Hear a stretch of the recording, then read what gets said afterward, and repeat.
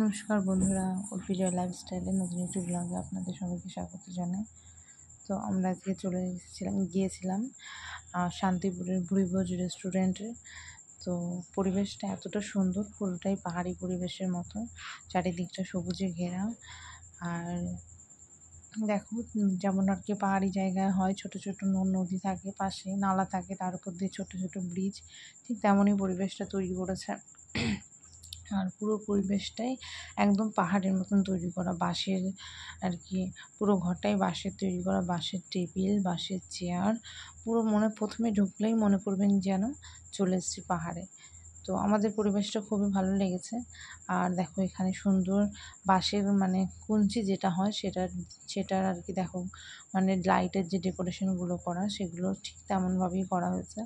আর দেখো, তালপাতা দিয়ে কি সুন্দর, দুটো তালপাতা ক্রস করে রাখা, পুরো একদম বাঙালিয়ানা।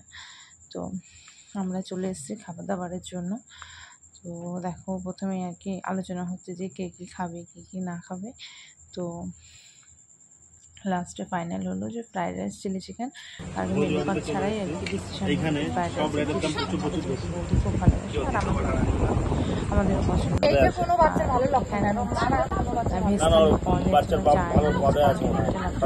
চাইবেন সবই মোটামুটি পাওয়া যাবে।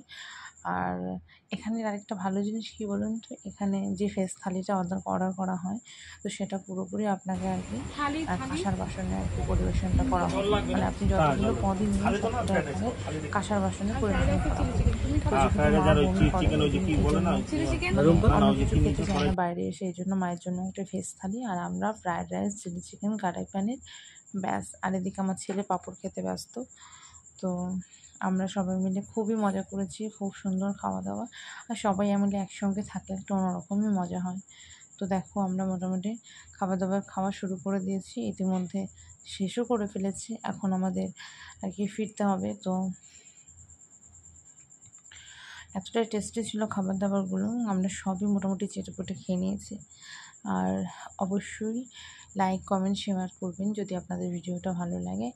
তো আজকে আসি, দেখা হবে পরের দিন নতুন একটা ব্লগে। সবাই ভালো থাকবেন, সুস্থ থাকবেন, টাটা।